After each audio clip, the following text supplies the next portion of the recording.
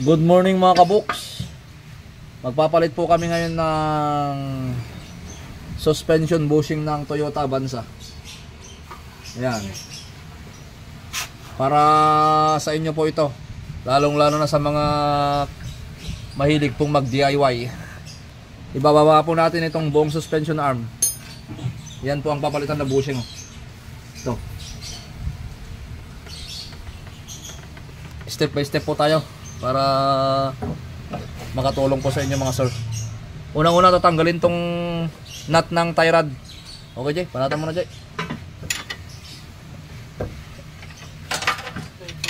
Gagamitan nyo lang po yan ng 17mm na combination or socket. Okay. Tanggal yung nut. Pukpukin, okay. Pukpukin nyo lang po ito. Sentrohan nyo lang para hindi po ma-deform yung niya, knuckle. Okay. Susunod, ball joint yan, tinanggal niya yung pin. Then gagamitan niya ng anong size yun, Jay? 19mm na box wrench combination or di kaya ay socket mga sir.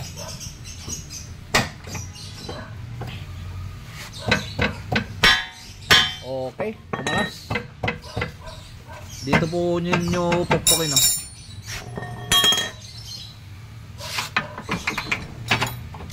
Susunod, merong dalawang bolt dito. Ito, may pin dito. Saka yun nandun. Gagamitan po ninyo yan ng power handle. Anong size, Jay? 17. Size 17mm. Tapos gamit po kayo ng pangontra dyan.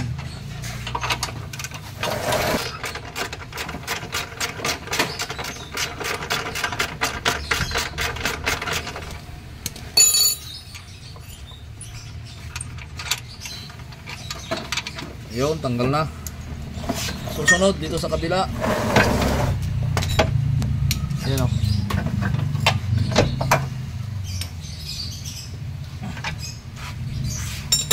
Ginabitan po niya ng pangpwersa yung mahaba power handle, tapos ratchet pang-ikot ng mabilis. Yun yung kasama namin sa kabila gumagawa, si Ian. Kikita nyo sa ating isang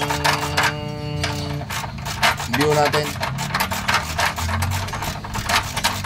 Okay. Susunod ay bubunutin na po ninyo yan. Yan, ang bolt. Yan, pag nabunot po ninyo, tanggalin nyo dyan. Okay. Dinihilain lang yan mga sir. Okay, pumalas na yan. Susunod, itong bushing na to, i-press na mga sir. Siguro sa mga sir natin na gusto lang pong mag-DIY, pwede po ninyong tanggalin lang to, then magpapapress na lang po kayo. Okay, babalik po tayo kapag kakabit na natin. Okay po mga kaboks, ito na ang pyesa natin. Nakabitan na ng bawang bushing. Ito nga pala, tip sa atin.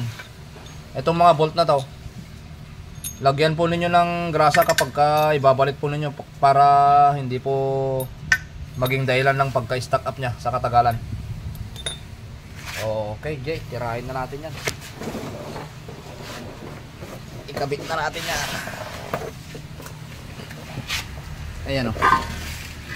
Gagawin niya. Yun. Sinuot mo na dito sa bandang likod. Then sunod dito. Pasok niya. Pupukpukin niya yan konti. Di ba Jay? Pukpuk ba? Kunti ba? Yo.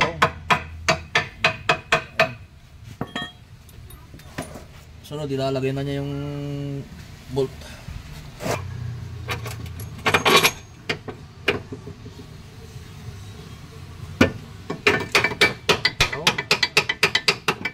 Susunod, bandang likod. Ayan.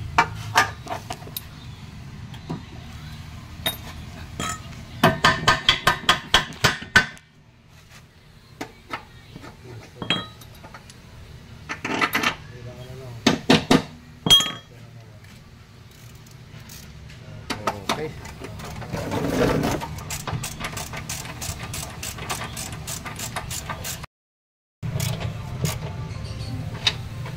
Itong bolt and nut na to mga sir, ilapat nyo lang muna to, mamaya nyo na i-pull tight.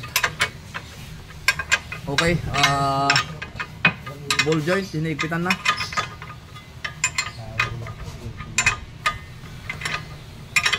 Tapos huwag po ninyong kalimutan na ilagay ang kanyang pin.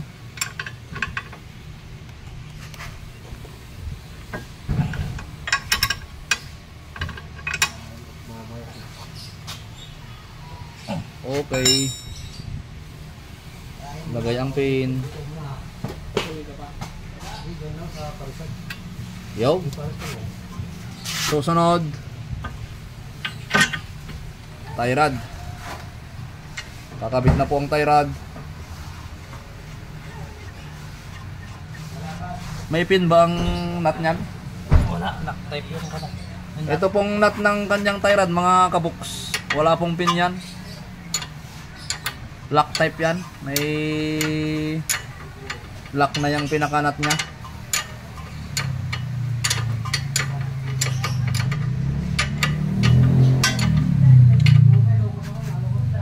Okay. Meron po tayong ipapakita dito na technique bago po ninyo higpitan to. Etong bolt ng small bushing mga sir. Ito. Ang gagawin po ninyo, itong lower arm, i-jack nyo konti. Okay, okay. Bago nyo higpitan to. Bakit po natin ginagawa to? Kasi syempre itong arm na to kapag nakababayan, nakalaylay yan, pa ganyan. Tapos higpitan nyo to. Kapag nandyan na yung gulong, tapos nakalapag na sa sahig, magiging persado tong bushing dito. Pipilipit ng galon, kaya may posibilidad na mapaagang pagkasira ng bushing niya. Sige Jay, tirahin mo. Kaya dapat i-jack po ninyo konti. Itaas na konti yung lower arm. Gagamit po kayo dyan ng power handle para maigpitan po ninyo ng maigi.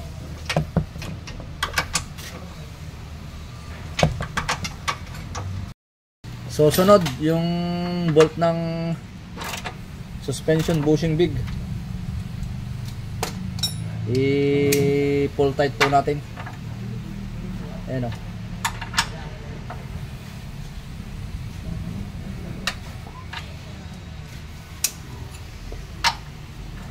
Okay, mga kaboks, mga sir, sana meron po tayong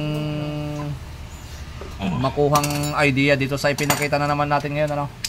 Maraming salamat po sa inyo sa patuloy po ninyong pagsuporta sa ating YouTube channel, tsaka ang ating Facebook page na Box Garage po.